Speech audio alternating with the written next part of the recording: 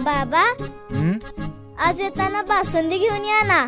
अगं कालच आपण आईचा वाढदिवस होता म्हणून आणली होती ना. ऐकलं, गोकुळची बासुंदी पुन्हा खावीशी वाटतेय. खरं सांगू, मलाही खावीशी वाटतेय.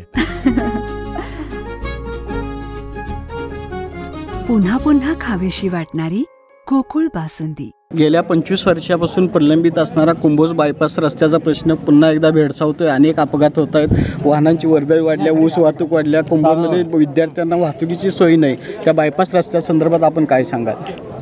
मला इथं आल्यानंतर ग्रामस्थांनी त्याच्या बाबतीतला माहिती त्या ठिकाणी दिली.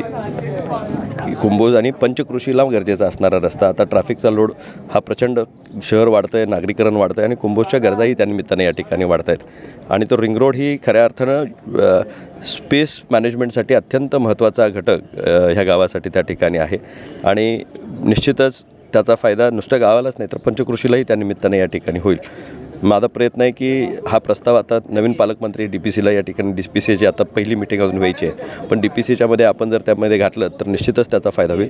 तशा पद्धतीचा प्रस्ताव करण्याच्या सूचना मी दिलेल्या आहे. आत्ता तुम्ही सांगितल्यानंतर हा मला विषय माहिती झाला आहे. माझ्यापर्यंत अजून हे कोणी सांगितलं नव्हतं. पण सौर ऊर्जा प्रकल्प याचीही माहिती ग्रामस्थांनी करणं गरजेचं आहे.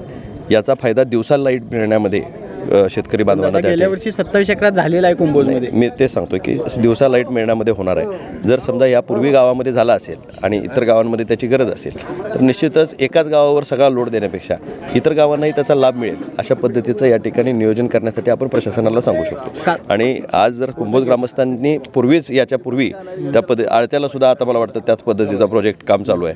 त्यामुळं प्रत्येक गावानं खरं तर ह्या कार्यक्रमामध्ये सहभाग घेणं गरजेचं आहे. ऊर्जा ही भविष्यामध्ये आपल्या गावाची आपणच निर्माण करावी लागेल अशी परिस्थिती आहे. आता सोलर रूफिंगचं सुद्धा शासनानं या ठिकाणी प्रत्येक घरावर सोलर रूफ व्हावं अशा पद्धतीसाठी त्याच्यासाठी सुद्धा सबसिडीज त्या ठिकाणी सुरू आहेत.